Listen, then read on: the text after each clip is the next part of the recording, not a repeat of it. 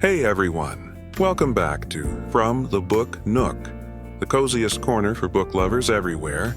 I'm Nick, your friendly guide for today's discussion. And I'm Marla, here to bring some extra warmth to the conversation. Nick, I have to say, this week's book really made me think about where we've been as a country and where we're headed. Oh, same here, folks. Today we're diving into The Soul of America, The Battle for Our Better Angels by Jon Meacham. It's a timely and reflective book about America's past struggles and how they shape our hopes for the future. Marla, you've been buzzing about this one all week. What hit you the hardest? Oh, so many things. But I think what struck me most was how Meacham frames history. It's not about despair, but about resilience.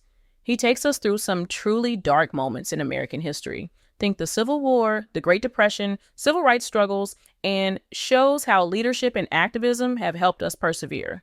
What about you, Nick? I loved how he focuses on individuals who have embodied America's better angels.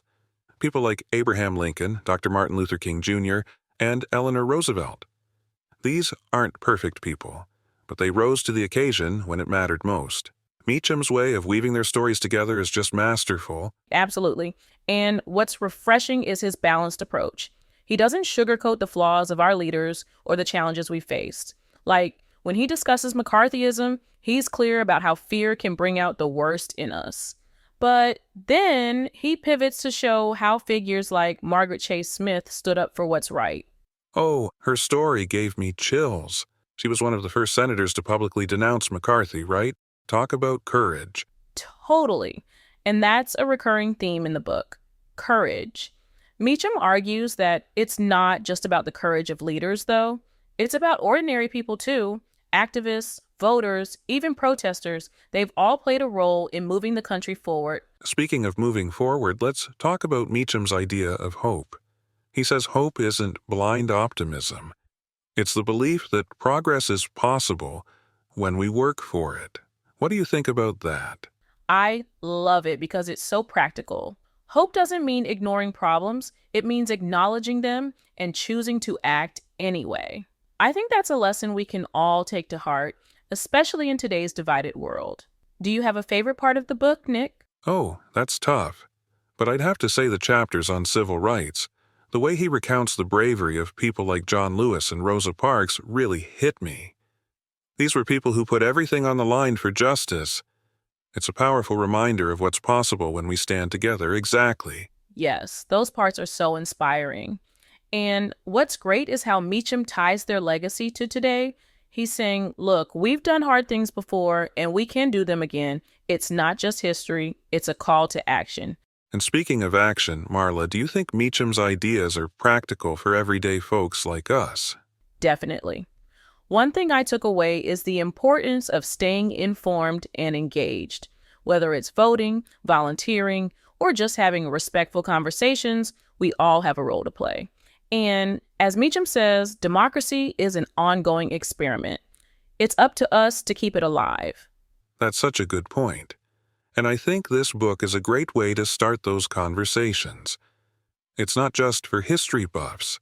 It's for anyone who cares about the future of our country. Agreed.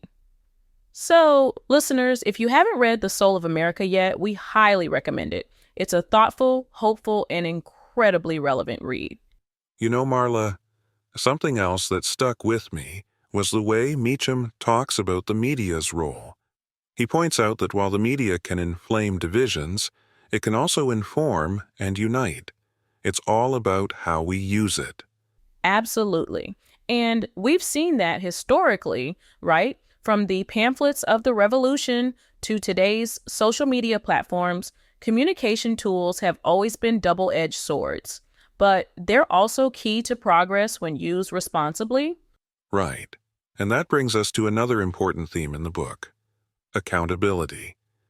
Meacham emphasizes that leaders and citizens alike must be held accountable. Democracy isn't a spectator sport. Well said. And that ties into one of my favorite quotes from the book. The good news is that we have come through darkness before. The bad news is that it's always a struggle. It's sobering, but also motivating. It reminds me that progress is never guaranteed, but it's always worth fighting for.